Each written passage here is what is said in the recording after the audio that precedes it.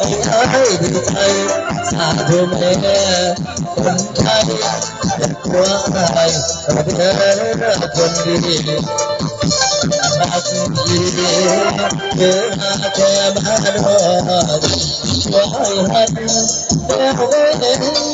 ม่ไปตายไม่เสียจริงใจแค่ปากเรากับผมสิ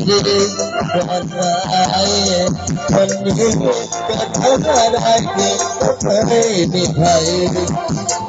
ไม่ลงตัวคนผู้บนได้ลองมาเมื่อเธอมาเสนอไอ้เกิดทางตลาดคนเอาบอกกับไอ้เลยให้รักจริงอย่าทิ้งให้ไป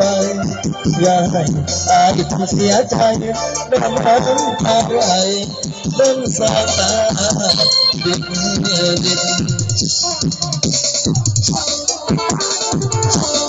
แบบนั้นก็ดีก็มันก็เดือดร้อน